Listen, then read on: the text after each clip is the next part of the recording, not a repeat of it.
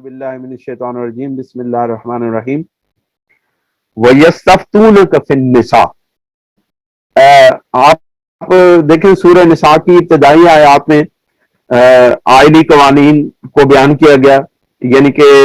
औरतों के हुकूक के मुतालिक, यतामा के हुकूक के मुतालिक आयात को, अहकामात को बयान किया गया, और फिर दरमियान में दूसरे मज़ामीन को बयान किया गया। और अब फिर ये जो अब आखिर में कुरान मजीद की ये सूरह निसा की आखिरी आयात आ गई हैं, अब इसके यानी कि आखिरी रकूआत के अंदर फिर अल्लाह ताला जो है वो औरतों के, यतीमों के, मस्कीनों के हुकूक की आगाही देता है। तो देखें कुरान मजीद के अहकामात को आप पेश नजर रखें तो आपको मालूम होगा कि जो इंसानी हुकूक का एक बेहतरीन चार्टर जो कुरान मजीद में, इस्लाम में हजूर सरवर दो आलम सल्लल्लाहु अलैहि वसल्लम ने दिया है, दुनिया के किसी भी कानून, किसी भी आइन के अंदर इतने हुकूक नहीं दिए गए हैं जितने अल्लाह ताला ने कुरान मजीद के अंदर दिए और बिलखुसूस जो गिरे हुए तबके हैं, जो पिसे हुए तबके हैं, जो यानी कि माशरे के ठुकराए हुए तबके थे, अल्लाह ताला ने अपने प्यारे महबूब अलैहिस्सलाम पर इस कुरान मजीद को नाजिल करके उन तबकों को उठाया है, उनको हुकूक दिए हैं, उनको इज्जत दी है, उनको आबरू दी है, और उनके मर्तबे और मकाम को अल्लाह ताला ने बुलंद किया है। ये दुनिया की वाहिद किताब है, वाहिद हकामात हैं इस्लाम के। हमें इस पर फख्र करना चाहिए कि इंसानी हुकूक पर जितना जोर कुरान मजीद के अहकामात में दिया गया है, दुनिया की और किसी भी किताब में, किसी आइन के अंदर, किसी चार्टर के अंदर इतने आलीशान हुकूक इंसानियत को नहीं दिए गए। अल्लाह ताला फरमाते हैं वयस्तफ्तूनक फिन्निसा, ऐ मेरे महबूब अलैहिस्सलाम आपसे ये औरतों के हुकूक के बारे में पूछते हैं, औरतों के बारे में फतवा तलब करते हैं। फतवा होता है किसी मुस्तहकम हुक्म को बयान करना, का माना है, फतवा का माना है किसी मुस्तहकम हुक्म को बयान कर देना। तो सहाबा कराम ने रसूल अकरम सल्लल्लाहु अलैहि वसल्लम से जब पूछा कि औरतों के क्या हुकूक हैं, औरतों के मुतालिक क्या फतवा है, तो अल्लाह रब्बुल इज्जत ने फरमाया कुलिल्लाहु युफ्तीकुम फीहिन्ना, कि ऐ मेरे महबूब आप फरमा दें कि अल्लाह फतवा देता है, अल्लाह उनके सवाल का ये जवाब देता है, उनके मुतालिक अल्लाह ताला ये हुक्म देता है। आप देखें यहां पे एक बहुत खूबसूरत नुक्ता मैं आपके सामने अर्ज करना चाहता हूं कि पूछ रहे हैं सहाबा कराम रसूल अकरम सल्लल्लाहु अलैहि वसल्लम से। बहुत खूबसूरत नुक्ता मैं आपके सामने अर्ज करने लगा कि पूछ रहे हैं सहाबा कराम रसूल अकरम सल्लल्लाहु अलैहि वसल्लम से औरतों के हुकूक के मुतालिक, और जवाब दे रहा है अल्लाह। इस पे गौर करें आप कि पूछा जा रहा है रसूल अकरम सल्लल्लाहु अलैहि वसल्लम से और जवाब दे रहे हैं अल्लाह रब्बुल इज्जत। इसका यह मतलब है कि अगर सवाल किया जाएगा रसूलुल्लाह से तो उसका जवाब आएगा अल्लाह से, तो जो जवाब अल्लाह से आएगा वही रसूलुल्लाह का जवाब होगा। तो इसका मतलब है कि जो रसूलुल्लाह से सवाल करोगे, जो रसूलुल्लाह से पूछोगे, दर हकीकत वो अल्लाह रब्बुल इज्जत से ही पूछोगे, क्योंकि अल्लाह रब्बुल इज्जत के महबूब वही बात फरमाते हैं जो अल्लाह फरमाता है। इसका यह मतलब है कि जो रसूलुल्लाह सल्लल्लाहु अलैहि वसल्लम का जो मकाम और मर्तबा है वो इतना बुलंद है कि अल्लाह ताला पूछते हैं लोग जब रसूलुल्लाह से, तो अल्लाह कहता है मेरे महबूब आप खामोश हो जाएं, आप ना बताएं, मैं जवाब देता हूं। तो ये यानी कि अल्लाह ताला अपने महबूब सल्लल्लाहु अलैहि वसल्लम को इतना मकाम और मर्तबा अता फरमाते हैं कि यानी कि अल्लाह ताला नबी करीम अलैहिस्सलाम की जगह पर आकर के जवाब देते हैं। कुलिल्लाहु युफ्तीकुम फीहिन्ना, اللہ تعالیٰ تمہیں عورتوں کے متعلق حکم دیتا ہے وما یتلا علیکم فی الکتاب، اور جو حکم دیا گیا ہے سابقہ کتابوں کے اندر جو تمہیں پڑھ کر سنایا جاتا ہے، وما یتلا علیکم فی الکتاب، اور جو تمہیں اس کتاب کے اندر احکامات پڑھ کر سنائے جاتے ہیں، یعنی جو پہلے کتاب قرآن مجید کے اندر جو احکامات تم کو پڑھ کر سنائے جا رہے ہیں، اللہ تعالیٰ تمہیں انہی احکامات کے اندر مزید اس کو اضافہ کرتے ہوئے فرماتے ہیں کہ فی یتام النساء اللاتی لا تؤتونہن ما کتب لہن، کہ جو تم پر ان یتیم لڑکیوں کے متعلق پڑھے جا رہے ہیں، وہ احکامات جو تم پر ان یتیم لڑکیوں کے متعلق پڑھے جا رہے ہیں، اللاتی لا تؤتونہن، جن کا وہ حق تم انہیں نہیں دیتے ہو. یعنی مسئلہ یہ تھا کہ بہت ساری یتیم بچیاں وہ صحابہ کرام کے تحویل میں آ جاتی تھیں، اور یعنی کہ ان کے مثلا کہ بھتیجیاں ہو گئی، بھانجیاں ہو گئی، یا اس کے علاوہ بھی اور بھی خواتین جو رشتہ داروں کے اندر مثلا کہ کوئی ایسی خواتین جو حرام نہ ہوں، اور وہ بھی آ جاتی تھیں کفالت کے اندر، رشتہ داروں کے اندر سے وہ لے کے یتیم بچیوں کو پالتے تھے. تو جب ان کے یا ایسی بچیاں جن کے والدین فوت ہو جاتے تھے اور خاندان میں ان کی کفالت کرنے والا کوئی نہیں ہوتا تھا، تو وہ ان کو اپنے کفالت میں لے لیتے تھے. تو اب مسئلہ یہ ہوتا تھا کہ جو بچیاں صاحب جائیداد ہوتی تھیں اور جن کے پاس مال، جن کے والدین نے مال چھوڑا ہوتا تھا، جن کے والدین نے ایک اچھی خاصی رقم چھوڑی ہوتی تھی وراثت کے اندر، یا جن بچیوں جو بچیاں ظاہری غریب نادار بچیاں ہوتی تھیں، یتیم بچیاں، یا وہ حسن و جمال میں اتنا زیادہ نہیں ہوتی تھی، تو ان سے وہ جو ہے وہ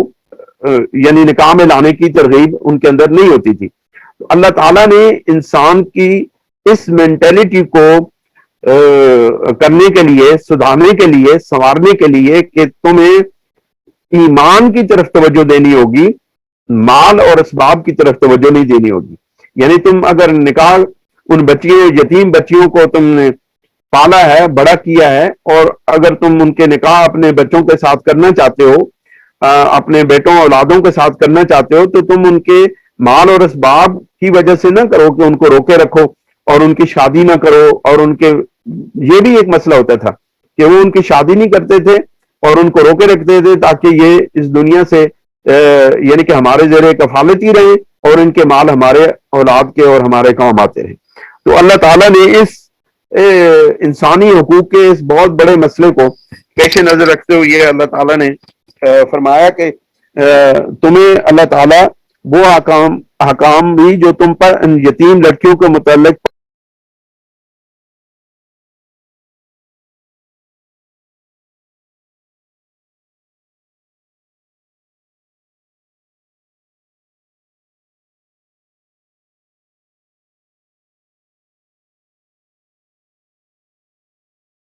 کرتے ہو کہ ان کو تمہیں جو فرض کیا گیا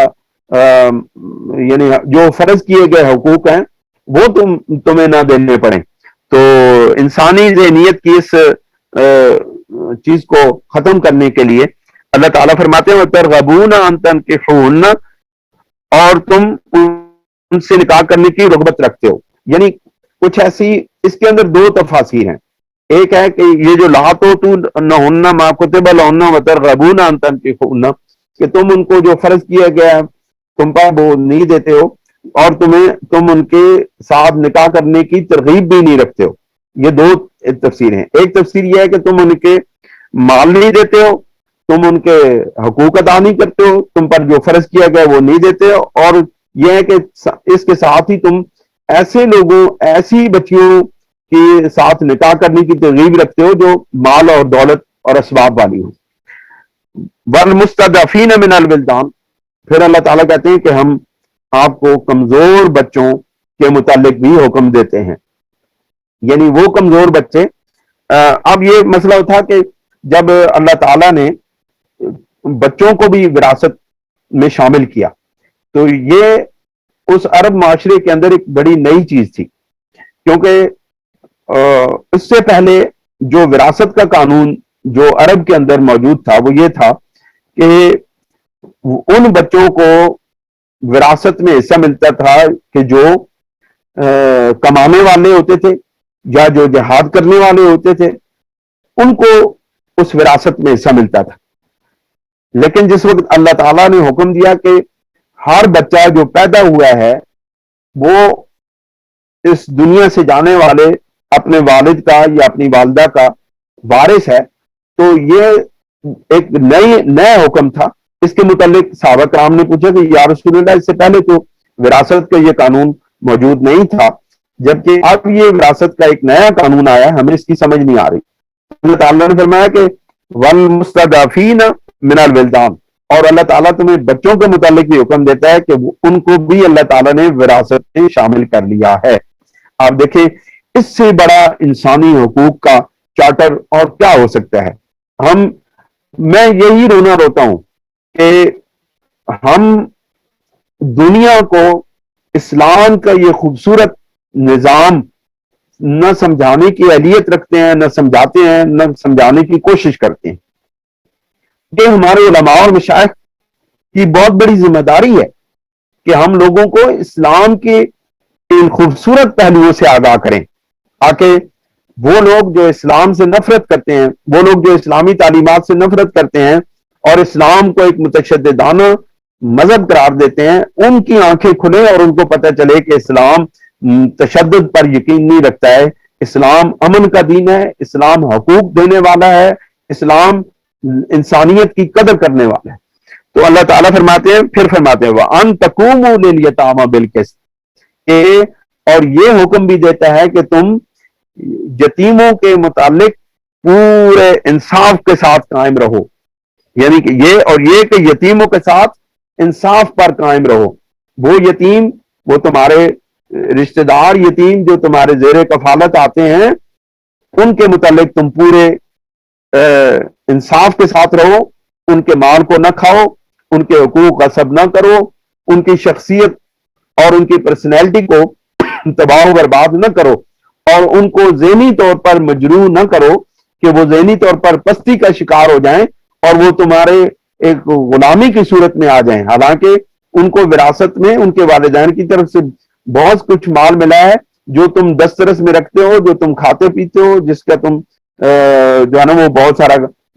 استعمال کرتے ہو، لیکن جس وقت تم ان کے حقوق دینے میں آتے ہو تو پھر تم کنجوسی کرتے ہو اور اس میں سے مال ہڑپ کرنے کی کوشش کرتے ہو۔ اللہ تعالیٰ نے ان چیزوں کو بتایا ہے ہمیں کہ یہ حکم دیا ہے کہ یتیموں کے متعلق انصاف پر قائم رہو۔ وما تفعلوا، اور تم جو بھی نیک کام کرتے ہو تو بے شک اللہ اس کا وما تفعلوا من خیر فإن اللہ کان بہ علیما، اور جو تم بھی نیک کام کرتے ہو فإن اللہ کان بہ علیما، بے شک اللہ رب العزت اس کا علم رکھتا ہے۔ یتیموں کے متعلق بہت حضور نبی کریم صلی اللہ علیہ وسلم نے بھی یتیموں کے حقوق کے متعلق بہت زیادہ توجہ دلائی ہے، اور یتیموں اور بیواؤں کے متعلق رسول اکرم صلی اللہ علیہ وسلم کی ایک حدیث ہے، حضرت ابو ہریرہ رضی اللہ تعالیٰ عنہ سے مروی ہے کہ قال رسول اللہ صلی اللہ علیہ وسلم السائی علی الارملۃ والمسکین، کہ جو کسی بیوہ اور کسی مسکین کے متعلق کوشش کرتا ہے اور اس کی خدمت کرتا ہے اور اس پر خرچ کرتا ہے، السائی فی سبیل اللہ، تو سرکار دو جہاں صلی اللہ علیہ وسلم نے فرمایا وہ اس طرح ہی ہے جس طرح کوئی اللہ کی راہ میں خرچ کرتا ہے، یعنی کسی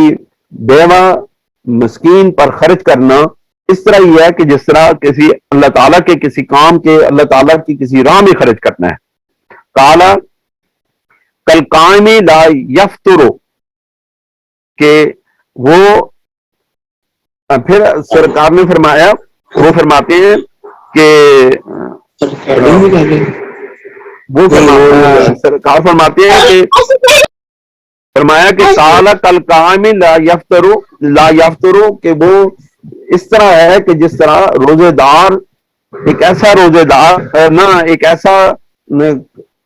عبادت کے لیے کھڑا ہونے والا شخص کہ جو اس طرح قیام کرے کہ جو تھکے نہیں، یعنی اتنی عبادت کرے، قیام کرتے کرتے اتنی عبادت کرے کہ وہ تھکے نہیں عبادت کرتے کرتے، تو وہ اس کی طرح ہے۔ پھر فرمایا کہ وَقَالصَّائِمِ لَا يَفْطِرُ کہ وہ اس روزے دار کی طرح ہے کہ جو ہمیشہ روزے رکھتا رہے، یعنی اس کا اتنا درجہ اور اتنا مقام اللہ کے محبوب صلی اللہ علیہ وسلم نے بیان فرمایا ہے کہ جو شخص کسی بیوہ اور یتیم کی کفالت کرتا ہے، یتیم کی مدد کرتا ہے، تو اللہ تعالیٰ کی بارگاہ میں اس کا کتنا بڑا مقام اور مرتبہ ہے۔ اب اللہ تعالیٰ ہمیں اپنے خاندانی معاملات کی طرف توجہ دلاتے ہیں اور فرماتے ہیں وَإِنِ امْرَأَةٌ خَافَتْ مِنْ بَعْلِهَا نُشُوزًا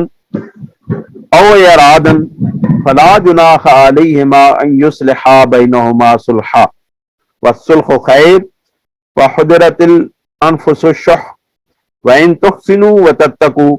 فَإِنَّ اللَّهَ كَانَ بِمَا تَعْمَلُونَ خَبِيرًا۔ یہ موجودہ دور کا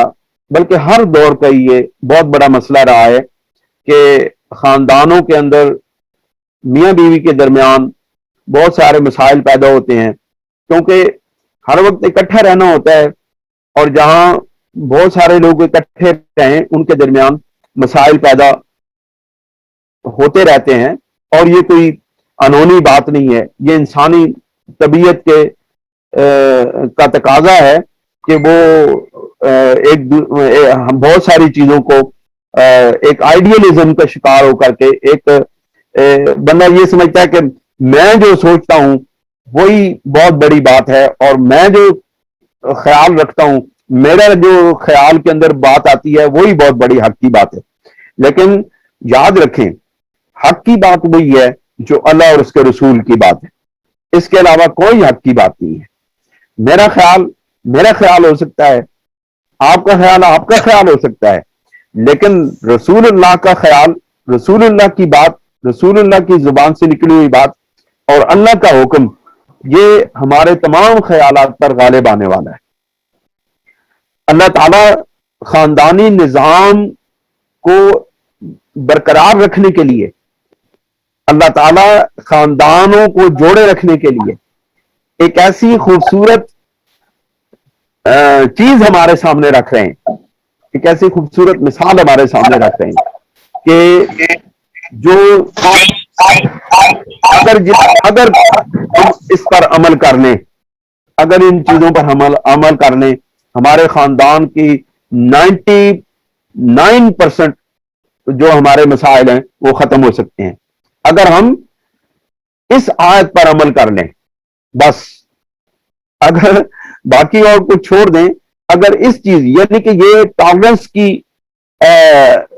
آیت مبارک، یعنی ٹالرنس، ایک دوسرے کو برداشت کرنا، ایک دوسرے کا خیال رکھنا، یہ قرآن مجید کی آیت اگر میاں بیوی اگر پڑھ لیں اور اس کے اوپر عمل کر لیں تو یقین جانیے 99% خاندان کے جو مسائل ہیں وہ حل ہو جاتے ہیں۔ لیکن اس کے لیے بہت بڑا جگرہ چاہیے۔ قرآن پر عمل کرنا کوئی آسان بات نہیں ہے۔ قرآن مجید کے حکم، ہم کہتے تو ہیں کہ ہم بہت بڑے مومن ہیں، ہم بہت بڑے صوفی ہیں، ہم بہت بڑے اللہ تعالیٰ کے حکموں کے پابندی کرنے والے ہیں، لیکن در حقیقت ہم نام کے مسلمان ہیں، صرف زبانی کلامی مسلمان ہیں، اور ہمارے اعمال، ہمارے روزمرہ کے معاملات، زندگی ہماری قرآن اور سنت سے بہت دور ہے۔ یہی وجہ ہے کہ ہمارے مسلمانوں کے اندر یہ بہت بڑی خرابی پیدا ہو چکی ہے کہ ہم ایک جذباتی قوم بن گئے ہیں، یعنی جو سوچتی سمجھتی نہیں ہے، سوچے سمجھے بغیر آگ میں چھلانگ لگا دی اور اس کو بہت بڑا جہاد سمجھ لیا، سوچے سمجھے بغیر اللہ کے حکموں کو، اللہ کے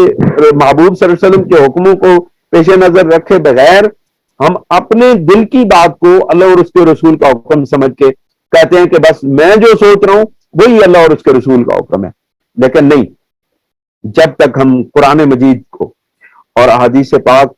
صلی اللہ علیہ وسلم کو سمجھنے کی اور ان کے مطابق عمل کرنے کی کوشش نہیں کریں گے، ہم کسی طور پر بھی نہیں کر سکتے ہیں، عمل درآمد نہیں کر سکتے ہیں۔